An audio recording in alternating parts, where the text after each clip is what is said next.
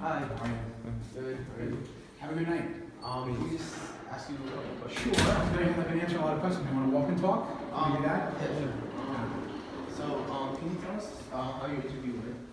So, I think interviews go well when you are who you are, and you answer the questions in an authentic way. The interview process is not about. So, what the interview process is really for is selecting the right fit. Okay. So, if you're dishonest or not authentic in an interview, and you get the job, how is that going to work out?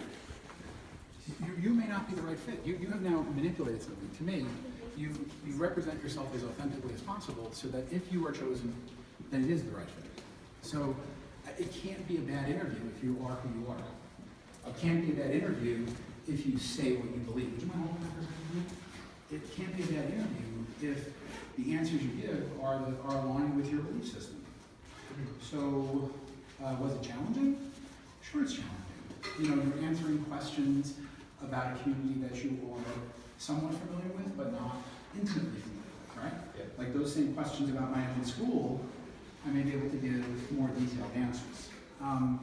You're really displaying your belief system and your thought process and your values to a bunch of people, to a group of people who are trying to make the best decision they can for the school community and ultimately for the kids, right? So, did it go well? I think it did. Okay. Do I know how I'm going to stack up against other people? Absolutely not.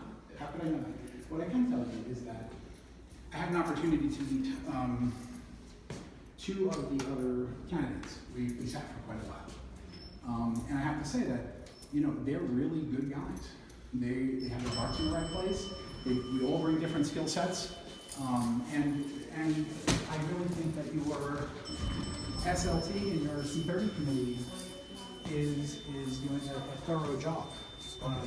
And I think you will hopefully end up with the candidate that best fits the needs of your school community. Okay. Fair enough? Yeah, thank you. One more thing. Do you have anything to say about our student community right now, from what you saw? So I talked about this a little bit in the interview, which is like your commitment to the Ephebic Oath, right? Yeah. Like I will leave my city not worse off, but better. And this actually, and this actually aligns with something I learned when I was a kid. I was a Boy Scout growing up, and one of the things that with the Boy Scouts is you always leave a place better than you found it. So if we went on a camping trip, right, the first thing we did before we got to do anything fun was we found something about that campsite or that area that we were going to improve.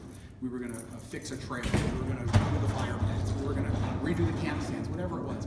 And that was our project. So I'm aligned with that thinking, right? That you deserve people that come after you an improved community from the one that you inherited.